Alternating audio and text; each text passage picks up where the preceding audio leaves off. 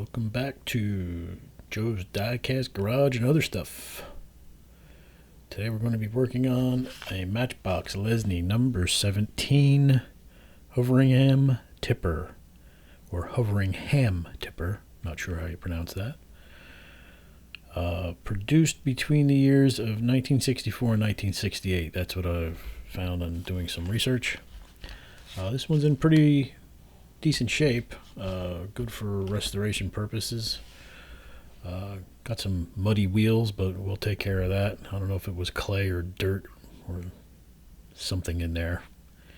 But she's got a good tailgate. These other two are parts cars right now. Hopefully I can find a couple of tailgates or tipper flaps, whatever you like to call it. I can redo those someday. So we're going to get started with our 1/16 drill bit and using my Black & Decker power screwdriver. In the first video I did, I forgot to show you guys how to use the punch to actually set a mark in the posts of these vehicles. It actually puts a little dimple in the post, so it keeps the drill bit set, so it doesn't wiggle or waggle out of the post while you're drilling. So this is the punch. It's just a spring-loaded a piece of brass. It has a recess, and it puts a little dimple where you want to set your bit. It just keeps it from wandering around. So these posts were pushed through the casting and then sort of mushroomed out. It's not really a rivet. So we just take the 16th inch bit, remove some material and make sure that we're straight, and that looks pretty good. And you can see that little mushroom, that little red ring that's still around. So with a larger bit, we just want to take that material and make it flush. And you can see that bit's pretty much the right size. And we'll go ahead and swap bits and just shave that material down a little bit so it's flat. And the process is pretty simple. So it looks pretty flat, and as I'm actually handling this, the bottom actually falls out. And there it is. So it was just enough material to loosen that up. I actually should have taken the wheels off of that first, but in hindsight is 2020, so I ended up taking the wheels off later because I had no other choice. So I'm just giving this a once over, seeing where my next steps are going to be, and we're going to get those wheels off. So I put a little masking tape just so I don't mess up the tires or the wheels, whichever you wish to call them. And it's just a grinding stone on a Dremel, and that just takes the little jagged edge and it wears it down just so it'll slide out. You can check out Marty's Matchbox Makeovers channel. I think was his method. Pretty sure it was his method. So give credit where credit is due. Most of us are just copycats at this point. So masking tape to keep that wheel from being shocked by the stone. And we just repeat the process as many times as necessary on this particular model. 4 times has to be done.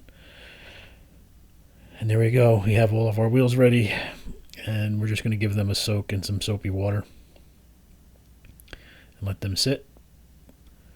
And hopefully it loosens up some of that mud or clay or whatever it was on a few of those wheels.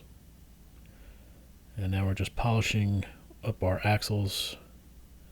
Again, I believe this was copied from Marty's channel.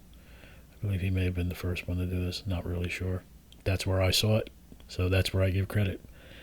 So we'll clean up the 4 axles and the actual the pin that the tipper actually is connected to the body with. So we'll get those 4 axles and that last piece cleaned up, and here we are, ready for the stripper. Um, that happens to be my stripper of choice right now. It's not really bad smelling. It does have an odor, but it doesn't really get to you. Um,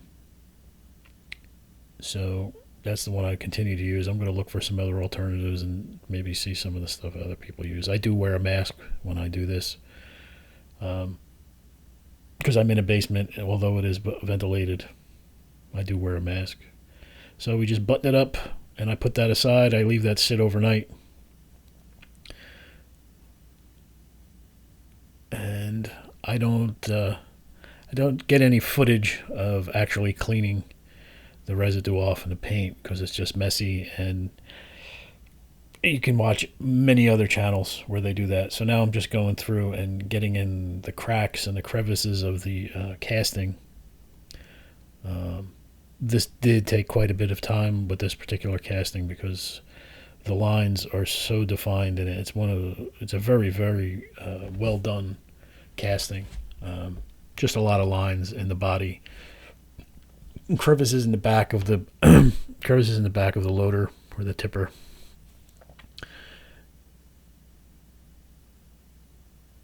But in order to make sure you don't have any loose paint, I use a scribe. Toothpicks I actually use, as you can see, denatured alcohol, and it picks up the residue quite well.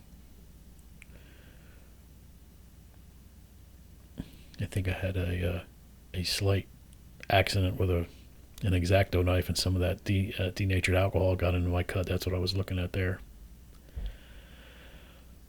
As you can see, all the mess that builds up in the corners of the model as the paint is actually shriveling up and coming off the body. So I just continue this process as necessary until everything is pretty much cleaned up, and we want to get it ready for primer.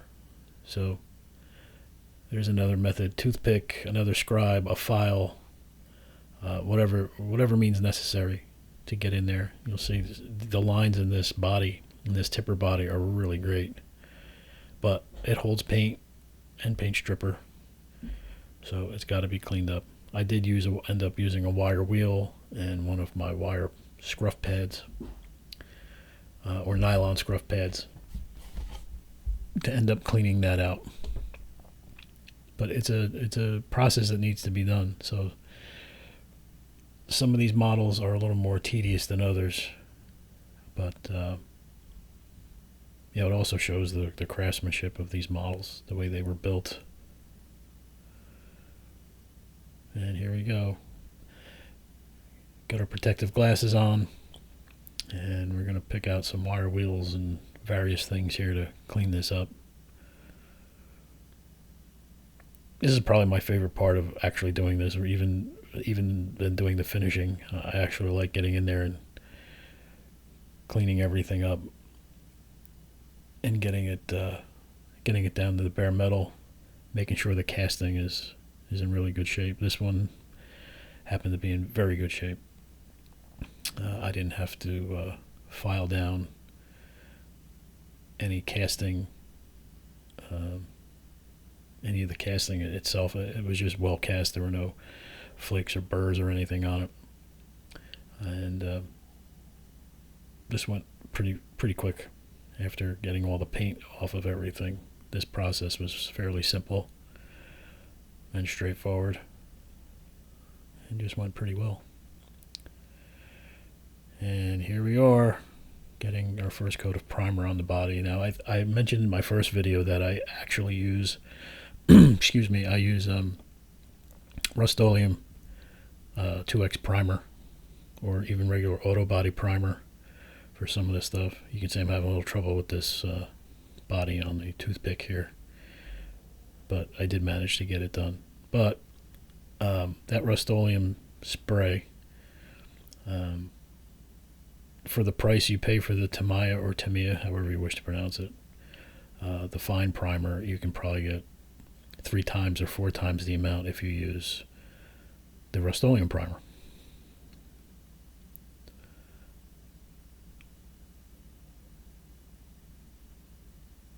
So it's a pretty quick process. The can, the aerosol is pretty powerful. So you got to take your time and choose your spots, because it does come out a little bit more pressurized than the Tamiya primer. Distance is really the important part there, keeping your distance from the can so you don't run any of the primer. And you can see it does a pretty good job. Coverage is good, and it's a pretty fine spray. So in case you were wondering how I let these dry, I just shoved them in some styrofoam and let them sit.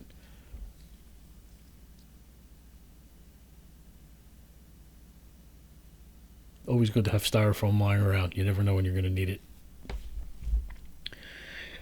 I did have footage of this, mixing this paint. This is just Createx opaque yellow and red. But I think I definitely lost the footage because it's not here of me actually mixing this color from the beginning. So I wanted to get it a little bit lighter. I figured there was, 50 years of dirt and grime and whatever else on this casting, so the paint may be a little bit darker than what it came out of the factory looking like out of the box. So I ended up going with a little lighter shade, and since we're taking these apart anyway, they're pretty much not original, so I figured a lighter paint color wouldn't be a big deal. That is the Createx clear. I tend to overuse that. There's percentages that people talk about. 2 or 3 drops or 4 drops per whatever you're mixing in your cup. I tend to mix my paint so it's a little bit thicker than milk. This is the thinner. Again, stuff like this, even though it's not a noxious smell, you're going to want to wear your mask. So again, I do this by eye and the way the paint is actually flowing in the cup. I like it a little bit heavier than most people like it like the consistency of milk, so it's a little bit drippy. I like it just a touch thicker. You'll see it here. It's a little thicker. As I pour it, you'll see that it's a little thicker.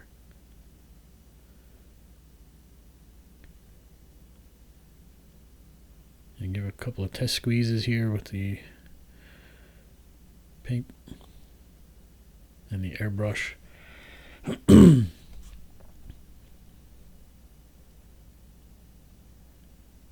here is our tipper body. I only showed I only kept the first application to this just to see, or just to show that I apply pretty heavily. And I didn't show the other 3 coats that went on behind that to actually darken this color up. So that's all the footage of this, and I don't have any footage of doing the actual truck body. But that was a Crimson Red by Tamiya, and that was straight out of the can. I just mixed in a little bit of thinner and the clear, and that was it. So rather than show all the painting that went on, just to try and keep this video short, even though it's a little over 30 minutes, I didn't get into the painting that much. And as you can see, there is the finished product of the tipper body.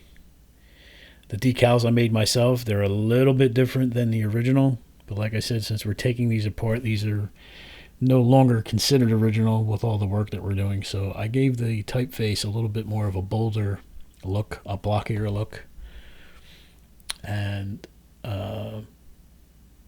did the work in Photoshop. Stepped and repeated it for a 8x10 sheet.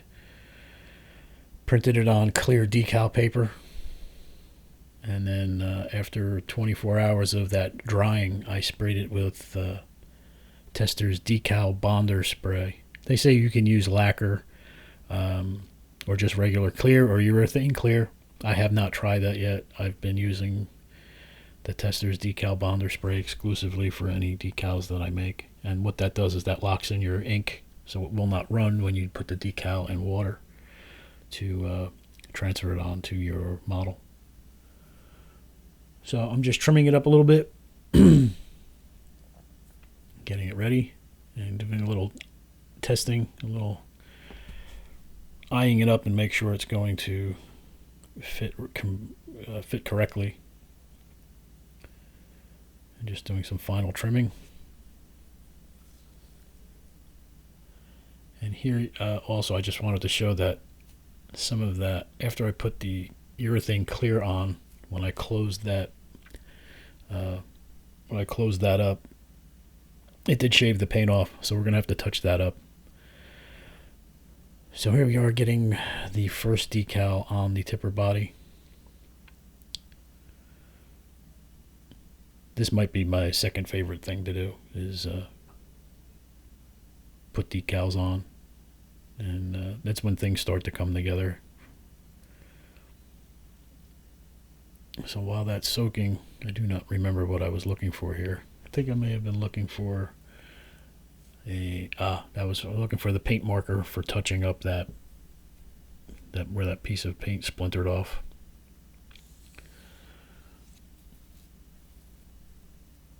So get ready for our decal, and I'm going to start peeling that away from the backing, just sliding it off a little bit and then dropping it. And then we're going to put some water on the body. Again, you're definitely going to want to seal your body. If you're using a water-based acrylic paint, you want to seal your project or your car. You'll want to seal the paint before you apply Waterslide decals, because it will tend to it'll make like it's like almost like making mud. Eventually the paint will lift and makes little clumps underneath your decal, and that's not good. So I spray some urethane clear on here, and now I'm just adjusting the decal, and I use the cotton swabs to squeegee out excess water.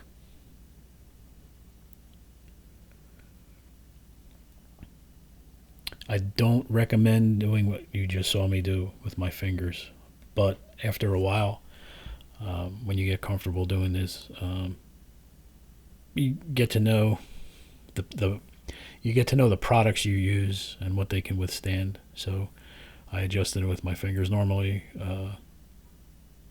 I would have wet it down a little bit more and moved it with the cotton swab. So you can see there that the original font or typeface for that Hoveringham logo is a little narrower and taller, and I chose to go a little blockier and bolder. There's decal number 2.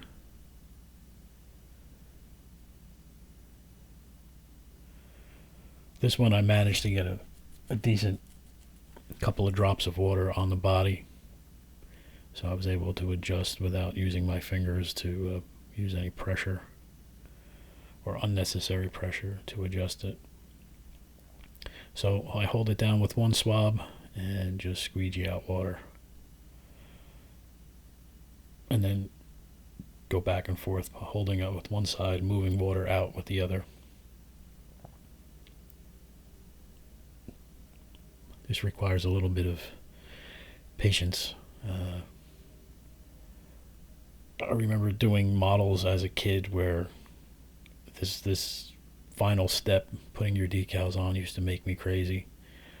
But as you get older, you learn to be a little more patient. Sometimes we're in a rush to see that finished product, and we forget about the details of how to get something done. So both sides are now covered with their decal, and I continue to squeegee water out. I want to get as much out as I can because I want to put the microsol solution on so that the edges sort of melt in. So now I'm just pressing to push any water that remains underneath that decal out, make sure it's dry before I use the microsol. So I don't advise doing that either, but again, I've been using these decals for a while, and I'm pretty confident that once they're set and dry, even moderately dry, I can touch it like that. So the final step is microsol. And I don't like to have a really, really wet brush when I'm doing this. I've had some results where as I'm doing it, and I've had some really heavy-handed with the microsol, that the decal would start to almost wrinkle right away. And I found that just cutting back on the amount that I put on there and spreading it evenly seems to do the job. You can see that it doesn't look like I actually did anything, but there is. So I repeated the process on the other side, got both sides down, and now I'm messing with this old paint marker that probably hasn't been used in, I don't know, maybe a year. I'm lucky that there was any paint in it at all. And I'm touching up those two spots where the paint flaked off after the clear. You can even see on the tipper body where the stem is that there was some paint missing. And I ended up covering that up as well with some touch-up. It took me, I think I had to go 3 coats, and the color actually dried pretty close to the color I sprayed. So there it is. You can see the side of that. The flapper door there was covered up. And then we move on to our wheels. This is a very cool thing. The first time I saw it, I don't remember whose channel I saw it on, where they actually used this tire shine for the glass and for their tires. It was like how ingenious. So I'm just cleaning the wheels off. I'm getting the rest of that clay and dirt and whatever was inside there. I'm going to go with clay. It looked like clay. So here we go. Basically, it's a dip, and then we roll the tire across paper towel to wick off the excess.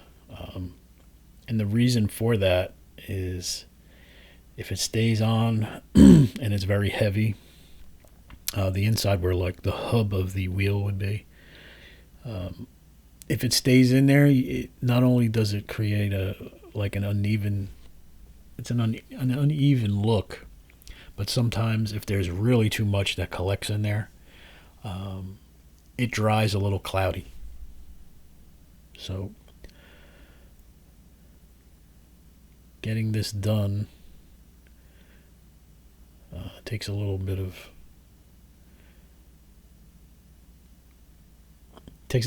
eye. You really have to eye it up. So that's why you'll see sometimes it's a second dip or a third dip. You want to make sure there's enough where it's supposed to be and getting some of it off. You don't want to leave too much of it on. So you get used to it after 5, 6, 7 times of doing it. What should be there, what shouldn't. Upside is if you decide that you don't want to be, it's easier to add product than it is to take it off.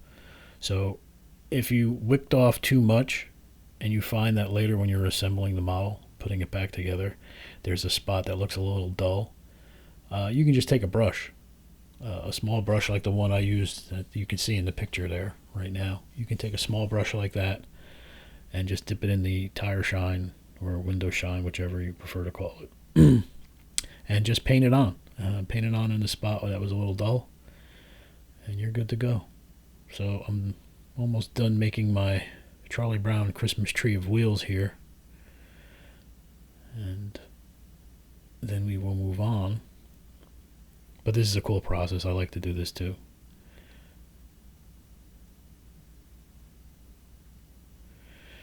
And here we are getting everything ready for the final assembly. You can see the deep red that I chose. It actually is a little bit.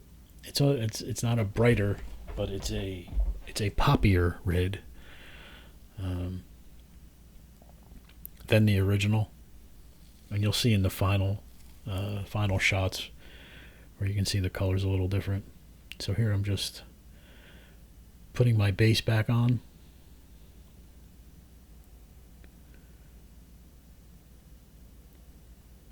And I like to use the 1/8 inch Phillips head screw.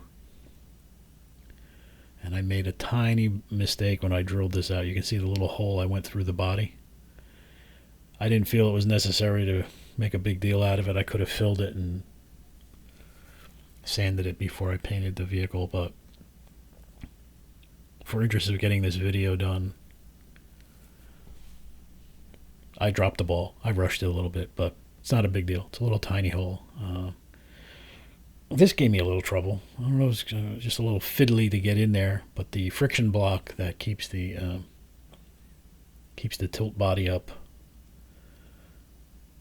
was sort of was being fussy, and then I really looked at it and I went, I might be putting this in the wrong way. So I went and referred to one of the originals, which I probably should have done in the first place, just to see which way the block was supposed to be. And I made sure the other was the same.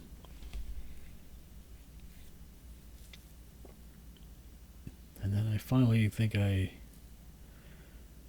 managed to get it. And with the abundance of paint and clear on there too, it was I had to be a little forceful to get it to slide back into place. So something to always take into consideration how much paint you're using. It may cause parts to be a little fiddly when they have to go to be reassembled. But we did get it back in eventually.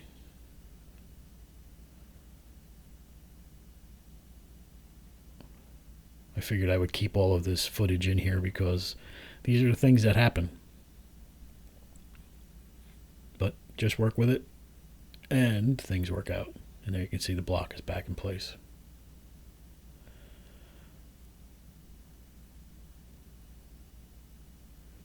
And now we're ready to move along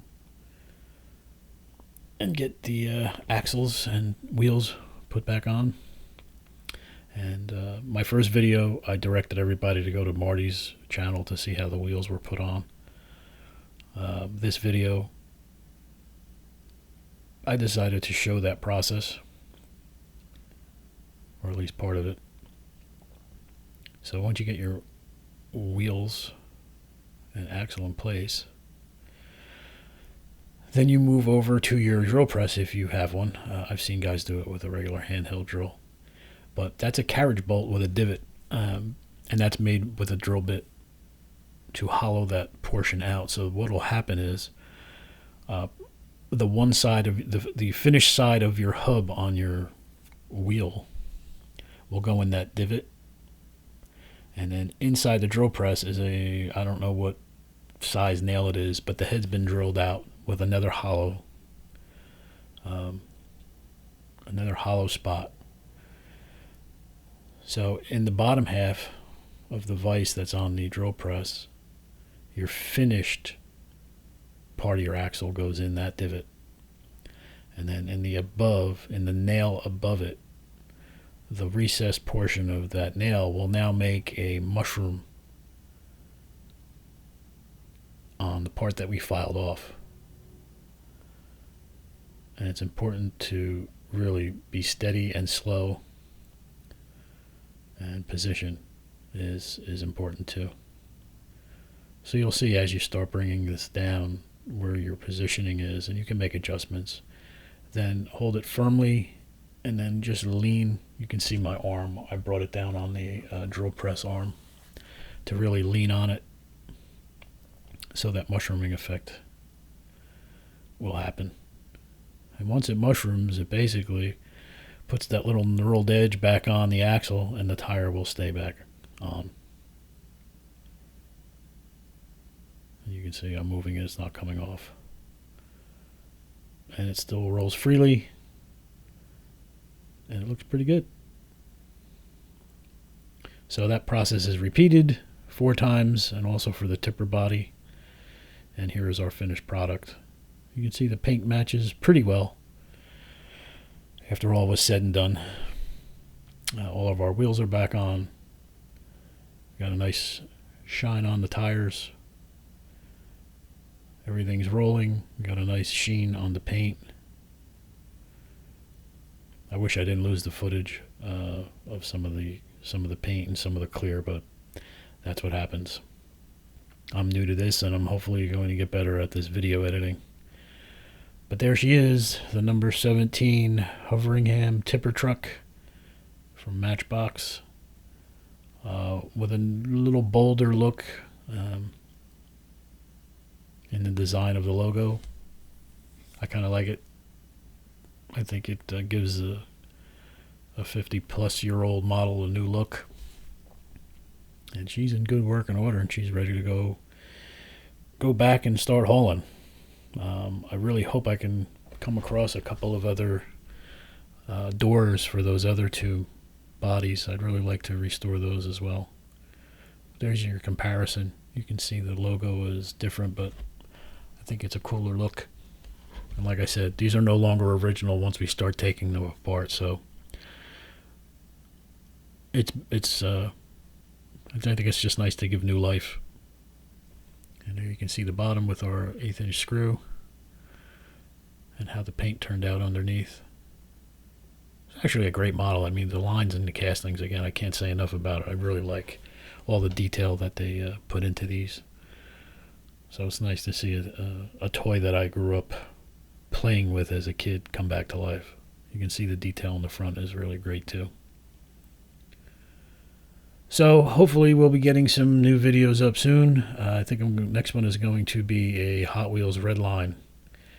So keep an eye out for that. I really appreciate anybody who's started to watch these videos. Hopefully get some more viewers. Maybe come up with some giveaway ideas. And see where we can go with it. But that's it for now. Again, thank you for watching. Don't forget to leave comments and subscribe. And hope you enjoy everything that you're seeing here. And we'll move on to the next one shortly. So thanks again for watching. And don't forget to subscribe. See ya.